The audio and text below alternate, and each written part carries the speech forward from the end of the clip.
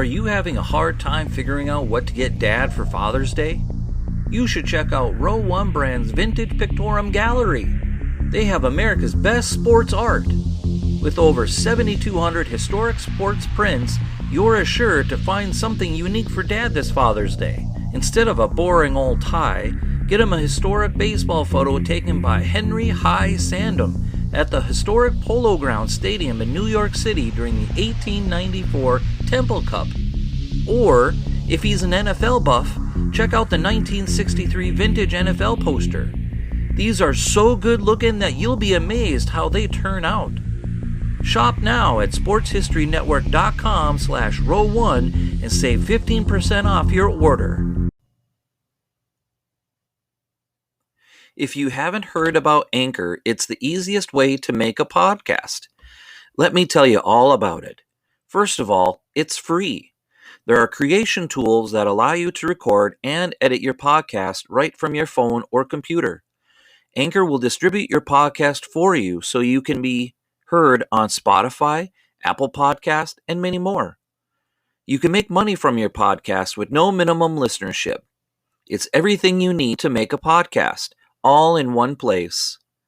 So download the free Anchor app now or go to anchor.fm to get started. Thanks for listening to the Pigskin Tales podcast. This story was written and produced by your host, Ross Bliley, edited by Nikki Bliley. You can follow me on social media outlets such as Twitter. Subscribe to the show today through Spotify, Podchaser, Apple Podcasts, Castbox.fm, Google Podcasts, Pocket Casts, Breaker, and Radio Public. If you like what you hear and want to support my work, go to anchor.fm. On the World Wide Web at rossbliley.com is where all my episodes are uploaded.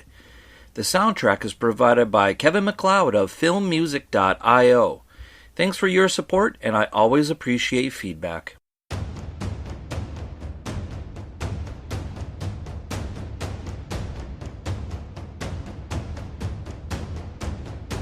At 6'0", 205 pounds, he was considered the greatest 60-minute man of all time. He was a 5-time All-Pro NFL player before the Pro Bowl was ever introduced. He earned 11 letters of excellence for his 4-sport participation in college. He is the only player in NFL history to score all 40 points in a single game. He held the NFL record for most rushing touchdowns in a single game with 6 for nearly 100 years. This is Pigskin Tales, the story of Ernie Big Dog Nevers. Part 1.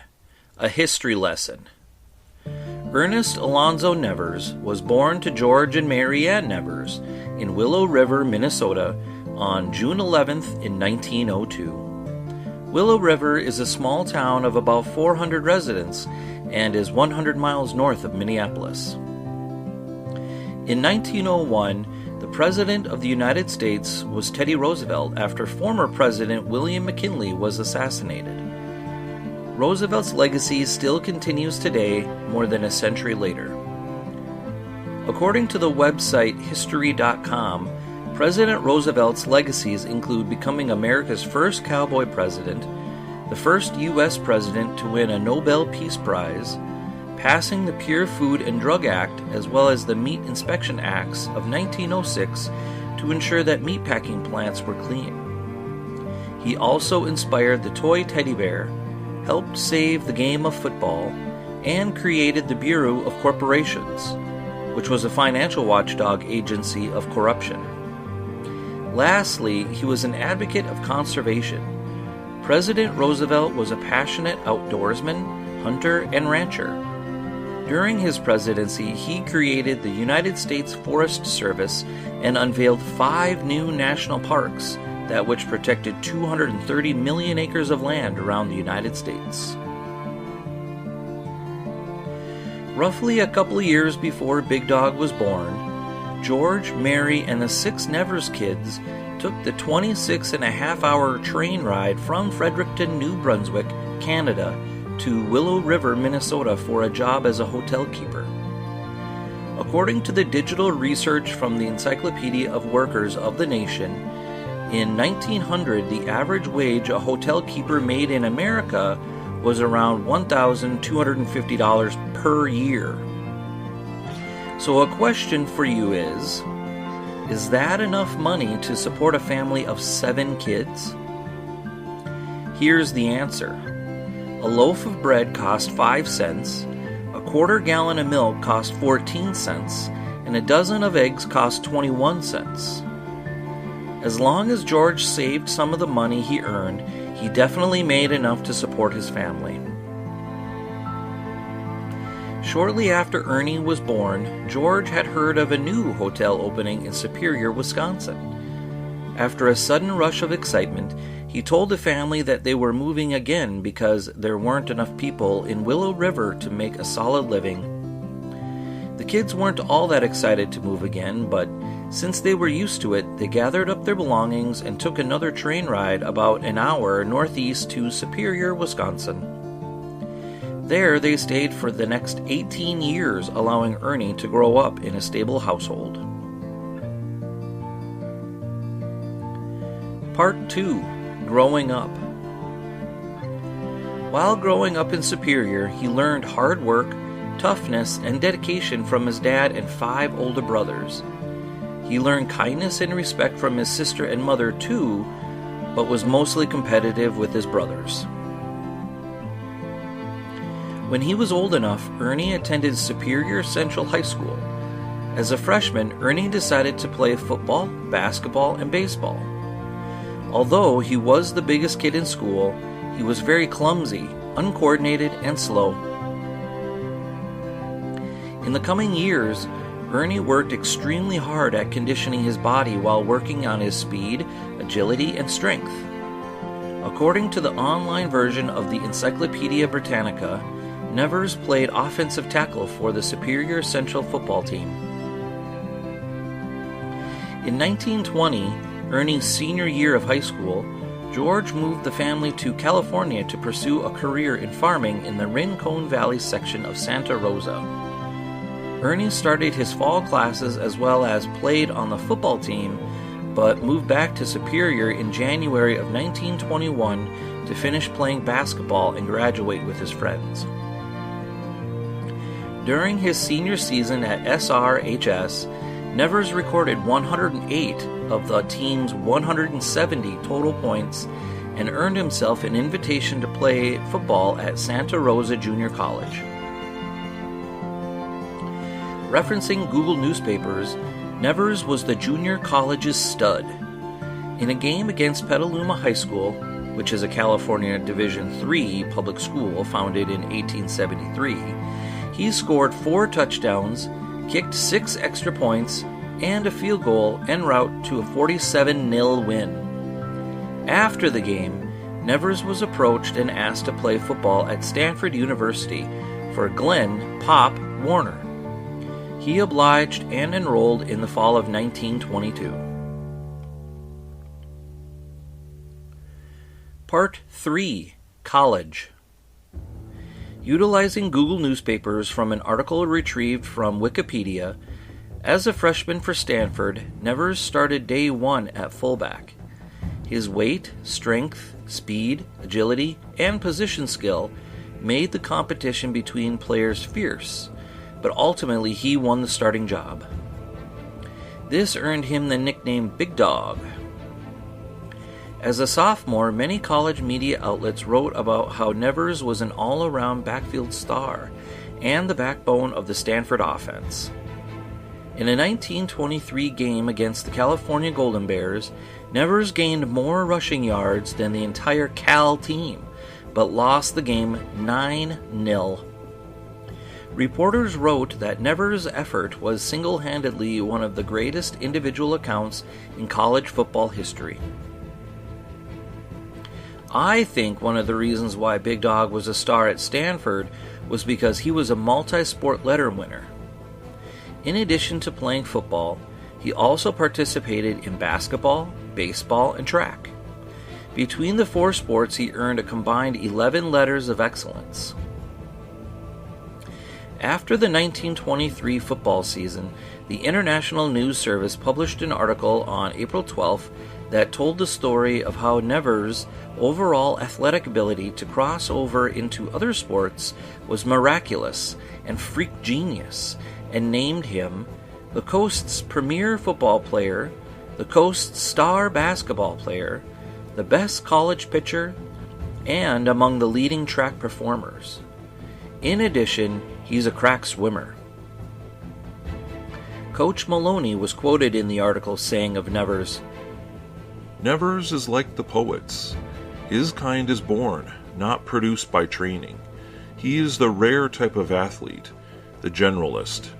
It is a freak genius he has, a natural ability for athletics."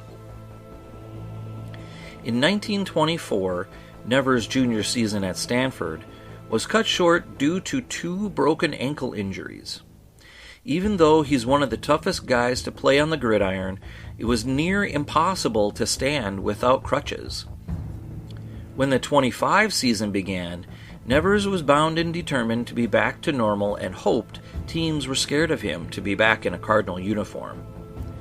Nevers' determination and grit earned him and the Cardinals a trip to the Rose Bowl after a stellar season of 7-0-1 and a Pacific Coast Conference title. In January of 1925, Stanford played against Notre Dame, and Nevers was in competition with the famed Four Horsemen.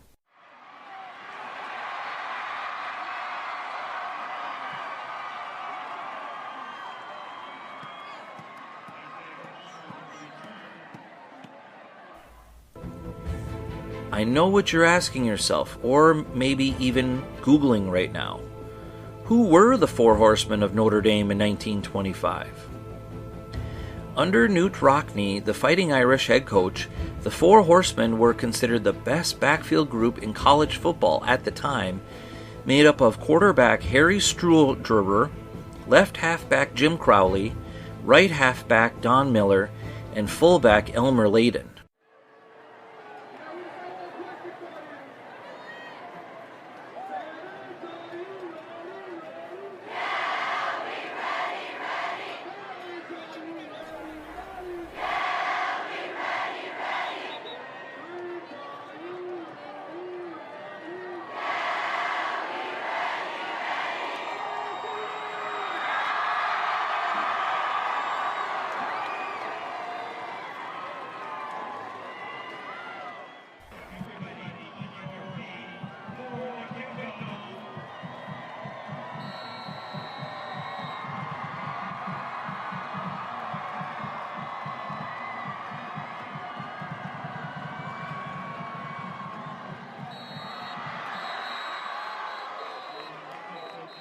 At the end of the game, though, it was Notre Dame coming out of the fight the winner with the score of 27-10. To highlight Nevers' toughness, it was a week earlier that he had one of his casts removed. When he was able to put weight on his foot, team doctors gave him the thumbs up to play all 60 minutes of the game. He set a Rose Bowl record of rushing attempts with 34, gaining 114 total yards. The Four Horsemen of Notre Dame had 127 yards of rushing combined. So thinking about that game, I think that particular one would have been the best college football game to have seen in person. Tickets were probably dirt cheap and the stadium was packed to the gills. Witnessing Big Dog Nevers run around the field like a guy possessed would have been pretty exciting. Jumping ahead about 6 months, Ernie happened to notice a fine-looking woman that went by the name of Mary. They immediately hit it off and things got pretty hot and heavy. She was 18 and he was 23. They kept their romance a secret until the season with Stanford was over. From newspapers.com, the Oakland Tribune reported in June of 1925 that Nevers signed a short-term contract with the Guerneville Tigers as a pitcher. He also secured a position for the summer months with the Starrett Meat Company. Then, in November of 1925, which was the end of Nevers' senior football season, he had to figure out his future. Some questions he had to ask himself were, what are my options for making money? How much do I love Mary? Do I marry her? If we get married, how do I support her financially?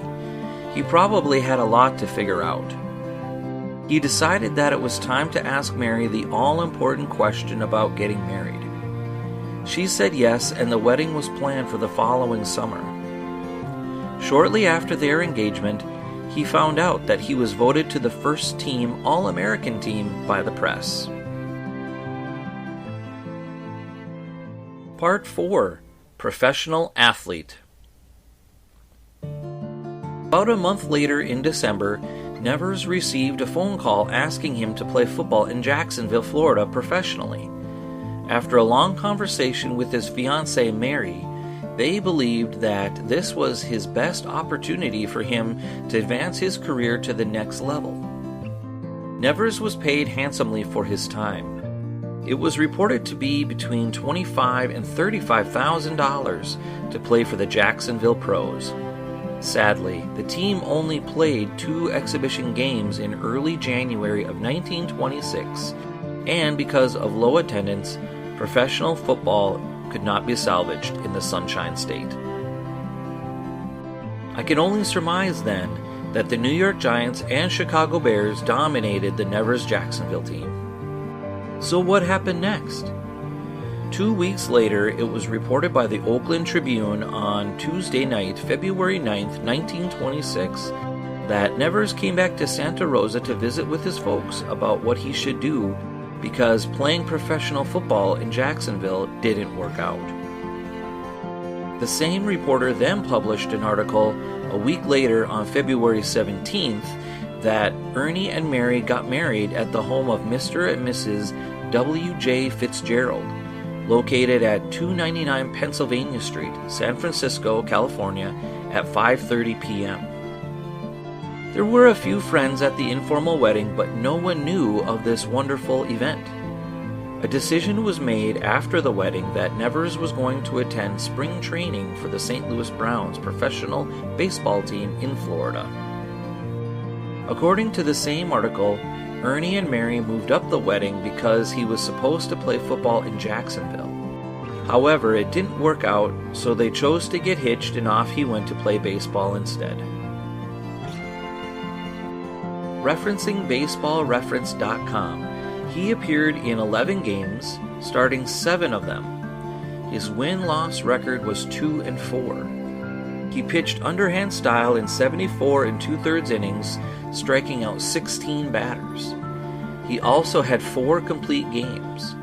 One of those complete games happened to be against the Detroit Tigers that included Baseball Hall of Famer Ty Cobb. Overall, his first season, he gave up 82 hits, 41 runs, 4 home runs, and 24 walks. His ERA was 4.46. While he didn't save any games, he finished 4 of them. So by the numbers only, I would say, in my own opinion, that he had a decent season for his first season as a pro baseball player. He was 24 years old and in the best shape of his life. Still, though, he knew that baseball wasn't his thing. He loved football. He loved everything about it. The hitting, kicking, toughness, strategy. He loved the game and all that it stood for. According to the Santa Cruz newspaper dated September 7, 1926, Nevers decided that he needed to be on the gridiron again. It was reported in the paper that day that, since he didn't show up for the game against the Cleveland Indians the day before, that he had left the team. When asked, the business manager, Mr. Friel, said he didn't know where Nevers was, but that he had asked for permission to leave the team at once. After doing some digging, the reporter found out that he had left the team to go play professional football in Duluth, Minnesota. It was his childhood friend, Ole Hagsrud, whom then took a train to Florida to convince the big dog if he wanted to play professional football. He said he owned a team in Duluth called the Eskimos. I don't think it took too much convincing, but I can surmise that his eyes lit up like a Christmas tree and his smile was from ear to ear. He was on the next train to Duluth after he had a chat with Mr. Friel. 2 weeks after leaving professional baseball and beginning his second stint in professional football in Duluth, it was reported in the Green Bay Press-Gazette on September 20th, 1926, that Nevers and the Eskimos played their first game against the Kansas City Cowboys in Duluth for the biggest crowd in NFL history.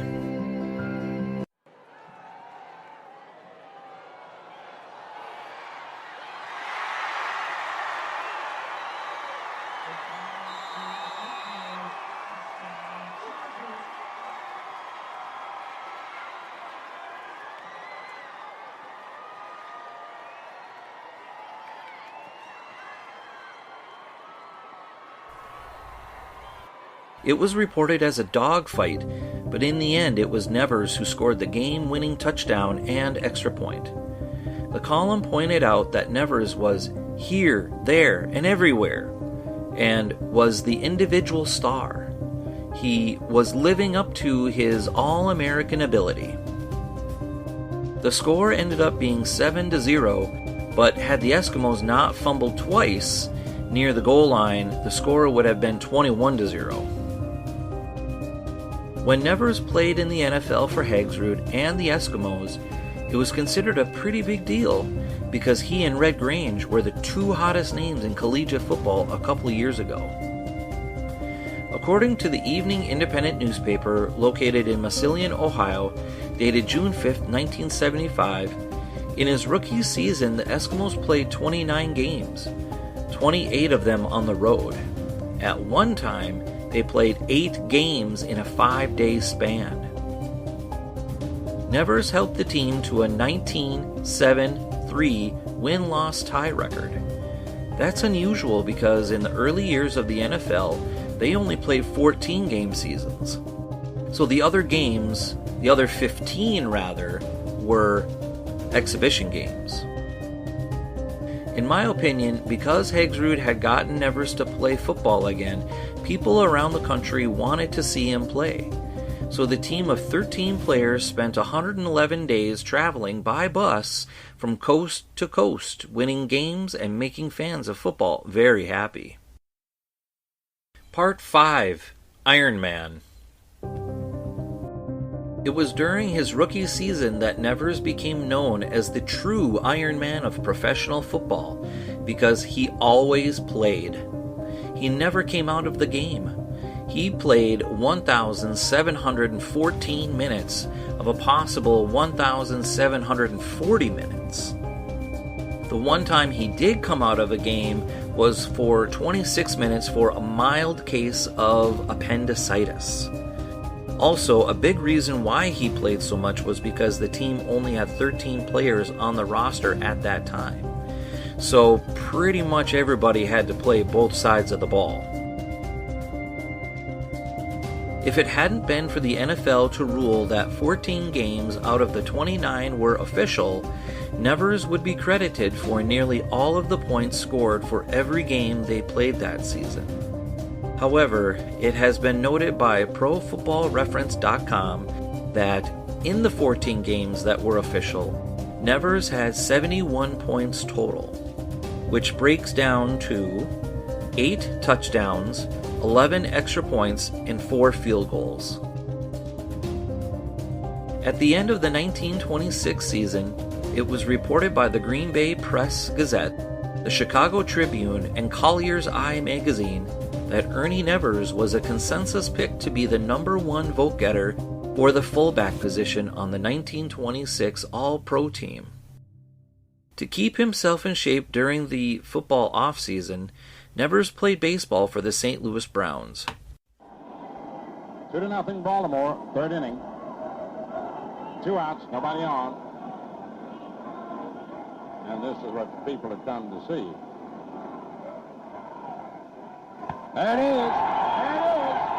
If it stays fair, there it is. Number 60.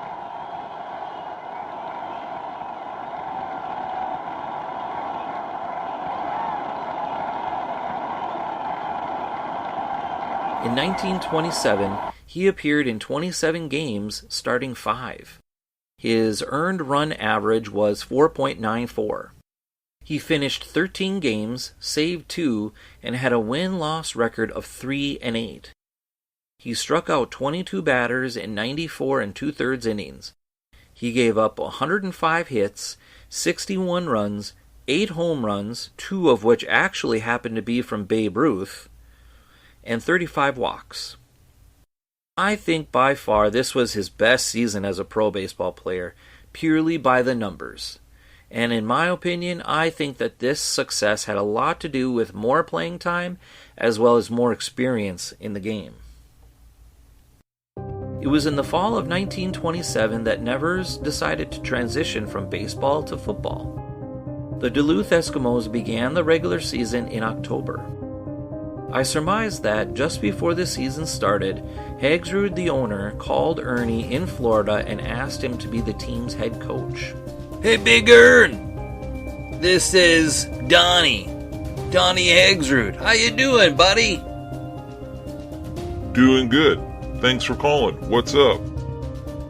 Say, I was just wondering if you would coach some football this year. Well, what do you mean by coaching? Well, I was just thinking, you're kind of the star of the show and you kind of run things already, so kind of wondering if you would be the team's head coach. What do you think?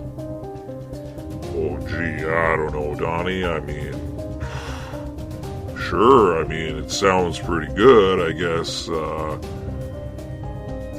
How much more do you think that I could make? Well, I suppose we'd have to sit down and talk about that, but I would say we could get you maybe an extra 10% added on to your check. What do you say about that? Sounds good to me. Let's do it.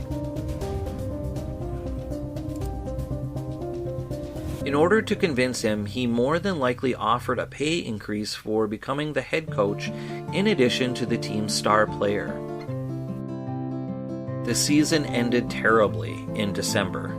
They played all their games on the road. Their record was a meager 1-8. Their only win was against the Pottsville Marooners in Pottsville, and the score was 27-0. Otherwise, the team lost all their games. Some close, some not so close. This was very disappointing to Hagsrud and Nevers.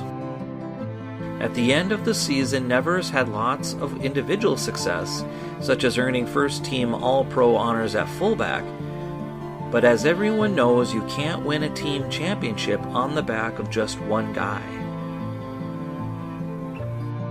Moving ahead to the spring of 1928, Nevers began playing with the St. Louis Browns, but he did not finish the season. He only appeared in 6 games, starting none. He finished 2 games, won 1 game, had 0 saves, only pitched 9 innings total, struck 1 batter out, gave up 9 hits, 4 runs, 1 home run, and 2 walks. This, by far, was his least productive season of his professional baseball career.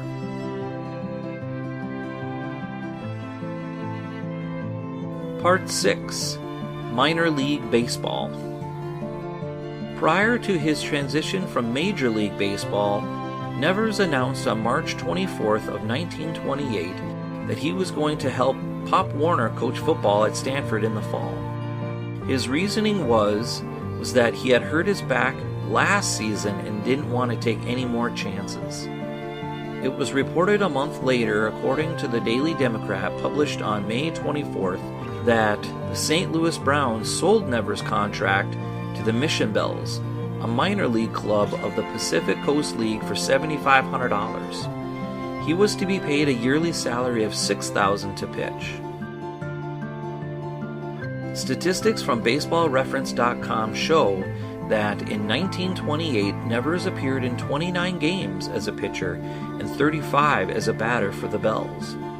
He pitched 206 innings, gave up 202 hits, 108 runs, 100 earned runs, and 69 walks. His earned run average was 4.37, and his win-loss record was 14-11. In the 35 games he actually got to hit in, he had 91 at-bats. Of those 91 at-bats, he hit 4 doubles, 3 home runs, and 34 singles. This equates to a batting average of .374. Not bad for a football player that loves to play baseball in his spare time. In September of 1928, Mr. Nevers returned to coaching football at Stanford, but it was the reserves he helped develop. He replaced Hal Davis. Coach Warner had informed Mr. Davis of the change in plans after he returned from visiting the Olympic Games in Amsterdam. Following the football season, the baseball team had asked him to stay to become the next assistant coach. It was reported by the Associated Press on February 17, 1929, that he resigned from coaching baseball at Stanford to focus on pitching for the Mission Bells. In his second season with the Bells, he pitched in 36 games and batted in 41 games. He pitched 148 innings, gave up 194 hits, 92 runs, 75 earned runs, and 60 walks. His ERA was 4.56, and his win-loss record was 7-8. In the 41 games he batted, he had 64 at-bats. In those 64, he had 18 singles and 3 doubles. His batting average dropped to .281. Overall, in 2 seasons as a minor leaguer, his batting average was .335 in 76 games. To break it down, he had 52 hits out of 155 at-bats, 7 doubles, 3 home runs. As a pitcher, his lifetime stats as a minor leaguer are 354 innings pitched, 396 hits given up, 200 runs, 175 earned runs, and 129 walks. His ERA was 4.45, and his win-loss record was 21-19. But an amazing stat that I like to look at is that in his 2 seasons as a pitcher, he did not give up a single home run in 65 games, whereas in the majors he gave up 13 in 44 games. So a question that I'd like to ask you, the listener, is why was he so much better as a minor leaguer than as a major leaguer? I think the reason is because his stats are so much better in Double-A ball than in Major League ball. Speculation could be made that it was the level of competition that made it easier for Nevers to compete. However, his win-loss record as a pitcher shows that he was an average pitcher, but as a batter he was an above-average hitter. Since Nevers only played a month's worth of minor league baseball in the spring of 1929, he had a lot of time to think about his future and his health. Speculation about a conversation with his wife Mary could be made that they discussed their future of having kids and maybe getting a real job instead of playing a game for money. While no one knows exactly how he spent his money from playing football and baseball, one could surmise that he saved some of it for his future without professional sports. Speculation could also be made that he went back to Santa Rosa, California, and visited with his dad about what he should do now that baseball is over and that football hasn't started yet. Putting more thought than possible about this summer with nothing to do, speculation could be made that once Nevers finished his month of baseball with the Bells, he sat on the bench and coached the rest of the season. After the season, he started training to play professional football again, this time for the Chicago Cardinals as a fullback on offense and a linebacker on defense. He also was a place kicker on special teams.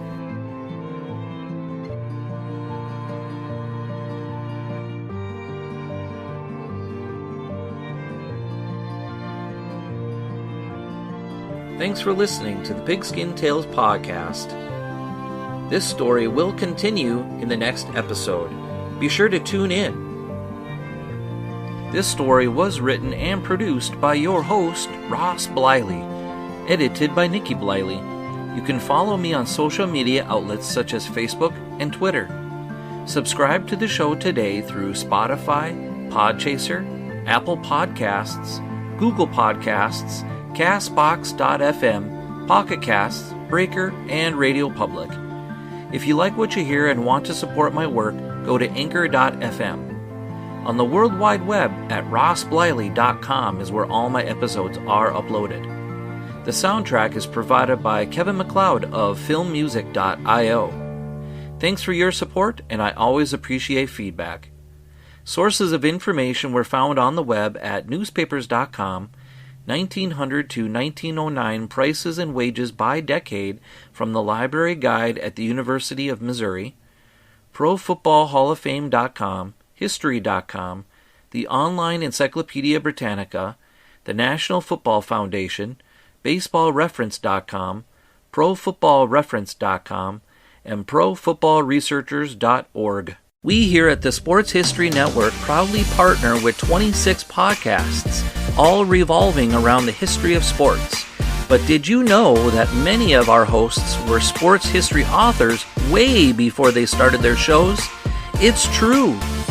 We've got Joe Ziemba, host of When Football Was Football, Joe Zagurski, host of Pro Football in the 1970s, Mark Morthier, host of Yesterday Sports, Tommy Phillips, host of Lombardi Memories, and Scott Adamson, co-host of From the 55-Yard Line. All these authors have many books for you to choose from. To check them out, go to our website at sportshistorynetwork.com/sportshistorybooks. Pick up your copy today. Soundtrack provided by Kevin MacLeod of filmmusic.io.